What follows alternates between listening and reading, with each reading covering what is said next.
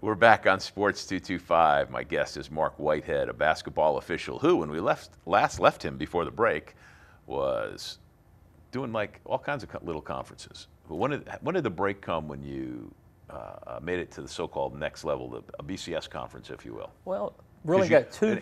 Well, just to say, because you turned down or avoided going to the SEC, if I'm not mistaken, even. No, there was just some issues out there that. There's politics and refereeing too? Oh, it's politics and everything you do in life, but it wasn't the right time. Okay. And I benefited from waiting. I had two huge breaks, and my second year in Division I ball in the American South Conference, we had a gentleman that was supposed to work the championship game over in Lafayette. It was Louisiana Tech, and I'm trying to remember who won. Louisiana Tech won the game, and I'm trying to remember who they played. May have been New Orleans. May have been when Coach Floyd was at New Orleans. But kidney stones. Day of the game, take him to the hospital. I'm still over there just to watch the championship game. It's my second year in the league, and I get to call the championship game on ESPN. In my second year, as I'm at that time, I guess 28 years old. Don't know my head from my foot and get a break.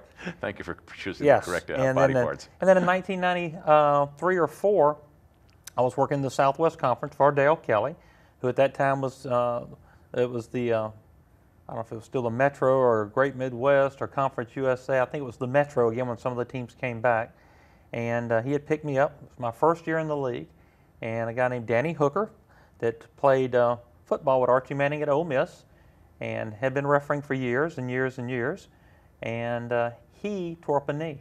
And Dale Kelly had seen me work the 2 days before, and basically I got handed Danny Hooker's entire schedule. And here's the guy I was going to work 10, 12 Division I games that year. I wound up working 40 games, and I wound up working in the conference tournament my first year in the league in the Southwest Conference. That was the last year or second to last year before it became the Big 12. Wow, how about that? Very lucky. And then you also had the flexibility too. The Whiteheads had a travel agency, which, like any official who calls games, like he called 80 this year, you've got to have either a job that allows you that flexibility, or it becomes your job. Both it can be both.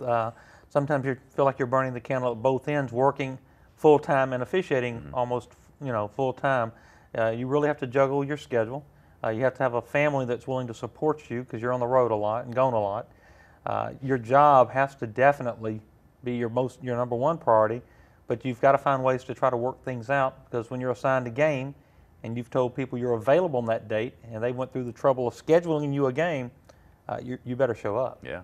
Now, have you ever had to miss a game or barely get there because of weather? Barely get there several times. Because you've done a lot of Midwest snow games. Yeah, barely get there several times. Only missed one. I was flying from Albuquerque to Little Rock about 12, 15 years ago. You can't fly from Albuquerque to Yeah, Little you Rock. can go right through. I was going right through Houston. It was easy. And that's when Houston Airport got hit with tornadoes. Oh, my. And this was, like I said, probably about 12 years ago. And I get there. I'm on the first flight of Albuquerque, 6 in the morning. Oh, no. I'm in Houston at 9. Supposed to leave at 10-something, and the tornadoes come. Oh, and they shut down the airport. Make a long story short, a day later, me and somebody else hooked up and drove back here that was from this area. It took me 24 hours to get from Albuquerque to home and missed a game. But that was the only game I've missed, and it was due to weather. And that happens fairly frequently because of weather considerations. Yeah.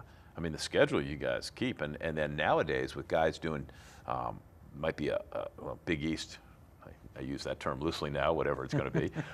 But an SEC ref who might do a Big Ten game, or who might do a Big East game, or might do a smaller game somewhere else, and it's not like you can drive long distances. That's very true. The thing I do, first flight in the morning.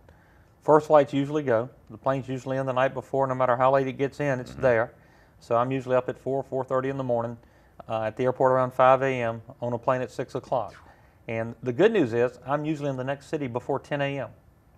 So you go to your hotel and So I sleep. go to my hotel, I check in, get a bowl of soup, a salad, maybe work out a little bit, and then I try to get a 2-3 hour siesta in the middle of the day, because that's the only way you can really keep your rest and keep your food and everything. It's a lot more to it than just going to referee the games. You've got to be able to manage your time and your schedule.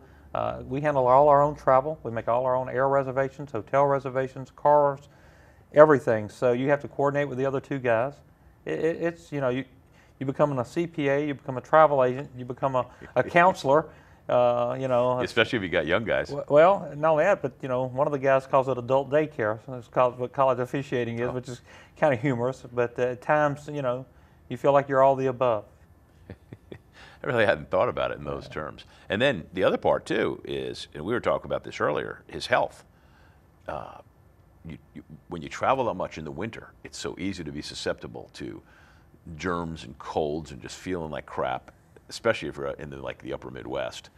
And then your body to stay in shape and keep your knees going and all that, Well, I think the airplanes and the hotel rooms are the number one ways to pass germs around this country that we have. So you really have to be careful, and you have to have a good ear, nose, and throat doctor to take care of the sinus issues around the country and all of that. But you have to, hydrate, number one thing. You've got to stay hydrated. You've got to keep some food in your system, and you got to get your rest. And if you can do those things and manage your time, you can handle the situation. But if you're somebody who is a last-minute person or doesn't plan well, it's going to catch up with you, and what's going to happen is as you mentioned, you're going to miss games. Yeah.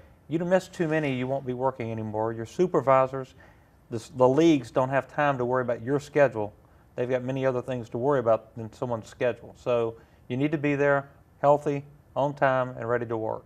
Well, I think it all parlays back into you're the type of person who is diligent enough to do all of those things, to catch that first flight, to always be organized, is the kind of person who's going to be a good official, no matter what. And older guys. I mean, it's all a mentor system.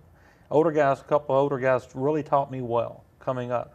You can take the 9 or 10 o'clock flight and get in there at 3. Well, that really ups your stress level. Mm-hmm. It doesn't help you at all in a lot of ways. The way I think they've taught me, get up early and take the first flight, has served me well, and most of the guys I work with do the same thing. Make sure we're there. Well, speaking of stress level, let me ask you a couple questions about things like that when we get back. And, logically, they'll be about basketball coaches. He's Mark Whitehead. He's a basketball official from Denham Springs who's done 4 Final Fours, including the last one in Atlanta, where you had just a beautiful game with nobody knew your name when it was over. Wasn't that good? Very good. I'm Lee Feinsfog. You're watching Sports 225.